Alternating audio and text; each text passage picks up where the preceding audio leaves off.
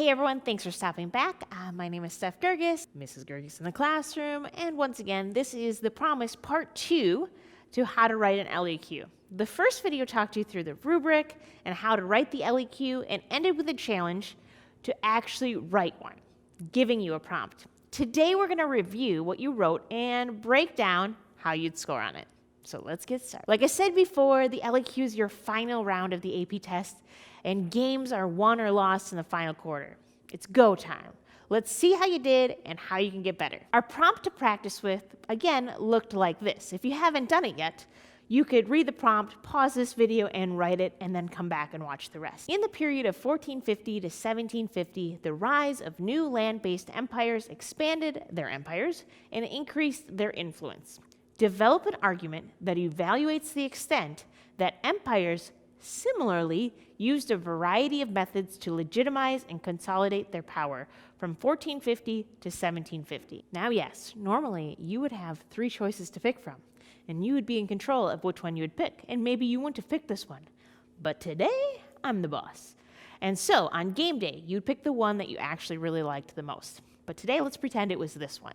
So let's dig into what you could have written about with this prompt. Number 1, let's make sure you broke down the LEQ prompt. Again, it's still in Unit 3 with the time period of 1450 to 1750. We want to scan the prompt to see if we could use any phrases to get us to know what the historical thinking skill was. If it's a causation prompt, we would look for words like affected or effected or led to. If it's a change or continuity prompt, you want to look for words like continued, remained, or changed.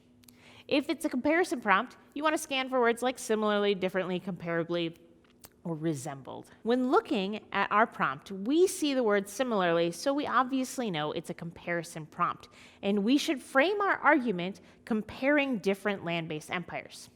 Specifically, the focus of this prompt is how empires use methods to legitimize their rule or consolidate their power. The prompt is getting at how empires were similar in how they maintained order and power once they were established and they did expand. And if we break down the prompt, we have the freedom to evaluate to what extent they were similar, or rather, how similar were they? And maybe how different were they? When you write an LEQ, it's a good idea to brainstorm evidence before you begin writing. And I know if my students saw this prompt and they saw the phrase, like, how did rulers legitimize their rule? They should think in their head, oh, what does she say all the time? They build big stuff. I mean, that could be an argument for this essay. I also talk about how rulers legitimize their rule through religious ideas. Remember, you know some empires that did this during this time period, so you could use that. Now I'm going to give you a little bit of a cheat code right here. The College Board gives a variety of illustrative examples to teachers to teach on. I'm going to give a solid salute over to Freeman of Freemanpedia and his channel devoted to exploring these examples. Be sure to subscribe to his channel. But if you wanted to get a sneak peek at the teacher's playbook, aka the CED, the course and exam description for AP World History Modern, you can see the various topics teachers should be highlighting.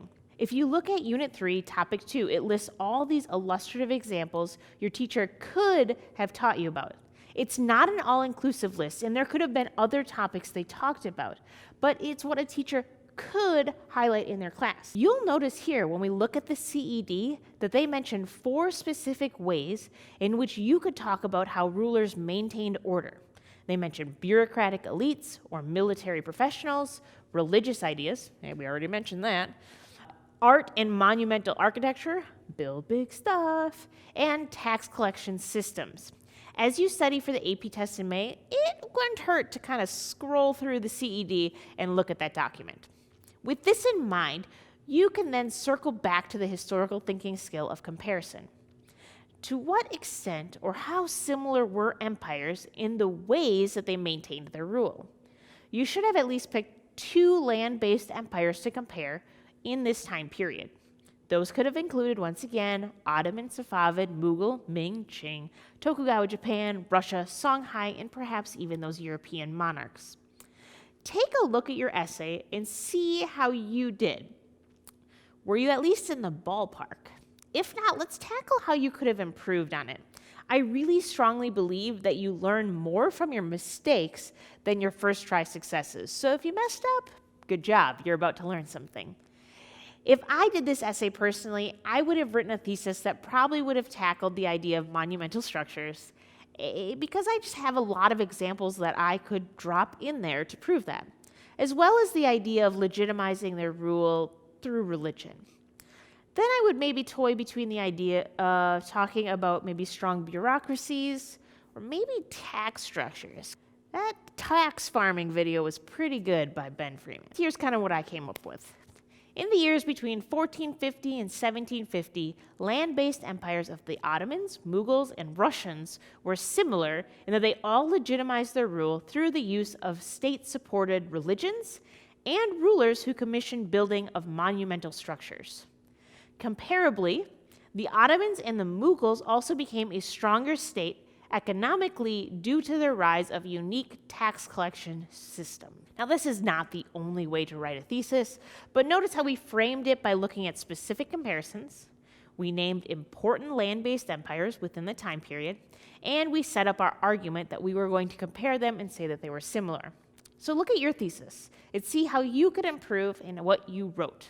Was it specific enough, or was it a little vague? Remember, you can earn 2 points in your introduction paragraph. So up next, we're going to tackle the idea of context before we move on. Contextualization is simply understanding, how did we get here? I would most likely have included the idea here that these land-based empires emerged after the collapse again of the Mongolian Khanates. In this one, since I mentioned Russia and the Islamic empires in the Middle East, I maybe would probably add some specific historical evidence and mention maybe the Ilkhanate or the Golden Horde. Probably even go back to the idea of gunpowder once again and how that spread to the region. Remember, to earn the context point, you need to write 3 to 5 sentences. And the easiest way to do that is to go back 50 to 100 years and set up how we got there and give information, specific information that's relevant to the prompt. Here is what I wrote. In the period of 1450 to 1750, major land-based empires emerged after the collapse of the Mongolian Khanates, which will remain the largest contiguous land-based empire in history. Probably looks familiar from the last video. The Golden Horde lost control in Russia as Ivan the Great refused to pay tribute, while the Ilkhanate declined after the spread of the Black Death.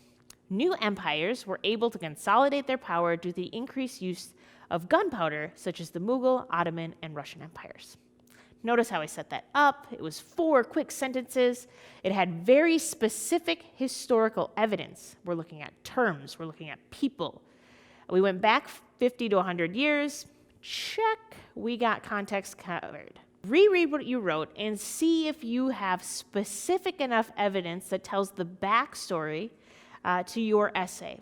Is it relevant, or is it kind of random and disconnected? Obviously, pause the video. I'll wait for you right here, but check out what you wrote and how you could do better. Now, since you already wrote an example essay, I think the best place to review next is to kind of jump out of order and see if you framed your essay using the skill of comparison. So let's look at your topic sentences of your body paragraphs after your introduction. Does your topic sentence have a clear historical thinking skill in it? Remember, this is the easier point for analysis and reasoning, and you should continue to weave in and out of comparisons while writing, instead of simply talking about one empire and then talking about the other. Some great direct comparison words are like while, whereas, despite, compared to, likewise. Let me give you some examples. While the Ottomans did this, the Mughals did this. Whereas the Ottomans used tax farming, the Mughals used a tax structure where they used zamindars. Despite the Russians legitimizing their rule through the state support of Orthodox Christianity, Islam was the religion used within the Mughal Empire. While some Mughal rulers were tolerant, such as Akbar, Aurangzeb doubled down on his focus for Islam to be the way that he legitimizes his rule. Notice how we weaved back and forth with what we were saying, and it was less like, hey, let me just talk about the Ottomans, and then here's what I'm going to talk about the Mughals. You want to frame your essay using the historical thinking skill, and in this way, it's comparison. So you want to directly compare what you're writing about, and if you do that, you can get the first analysis and reasoning point. So we could be up to 3. Now let's go back to the meat and potatoes of your LEQ, your evidence and your argument. Look back at your essay and look at the words that you used. Did you mention key people, buildings, specific religions? Let's be honest, some of you guys are so good at writing a lot while never listing anything specific. This is where you need to name drop the good stuff. It's a good idea to support each parts of your thesis with at least 2 specific pieces of evidence, 2 specific names, buildings, religions, people, etc. Then, to get that second evidence point, you want to use that evidence to prove your argument. Make sure you're adding things like this shows, this proves. That's how you can prove that they were indeed similar. Your body paragraphs become like parts of an SAQ, where you state a claim, you cite specific evidence, and then you explain how it proves your claims. That's some good argumentation.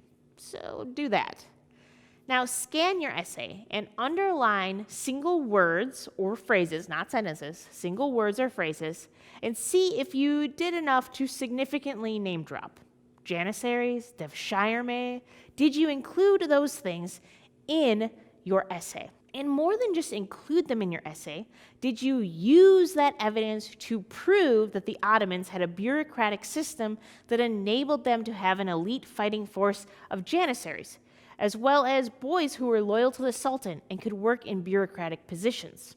Similarly to the way that the Tokugawa shogunate shifted samurai to serving as salaried government workers. If you discuss building projects, did you mention the Hagia Sophia being turned into a mosque?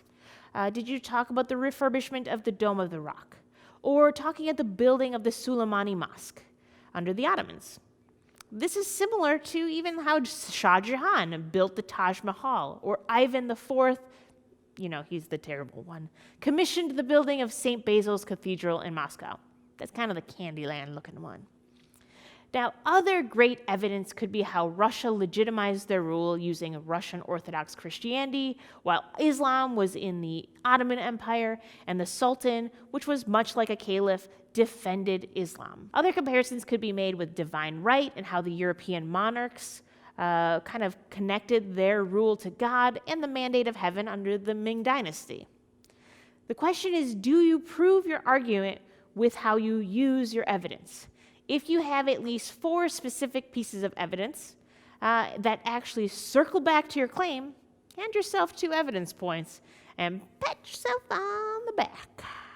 Now, in all honesty, I can kind of close the video at this point, and I partially want to just tell you to ignore the whole complexity point overall. It's a hard point to earn, and I'm not sure it's worth the effort and the time at the very last part of your AP test in what we call the 4th quarter. If you have time, I would want to make sure that you got your thesis and your context point for sure. But let's say you're one of them and you're going to go for it. Let's talk about that and what you could have written for this essay. This is what you could have done to extend your argument to another time period.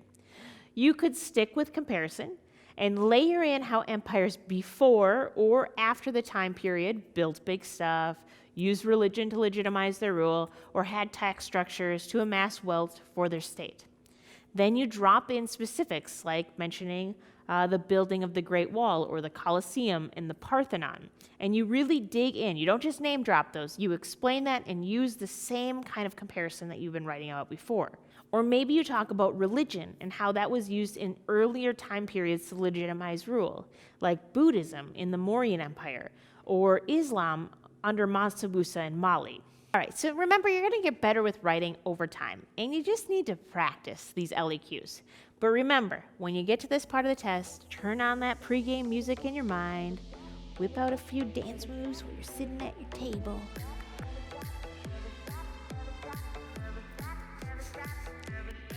Let's not do that. And you're going to tell them who's boss. You've got this, rock the LEQ, and it's going to make a major difference in your AP score. Stick around. Make sure you're subscribed. Join us next time for more AP World History videos.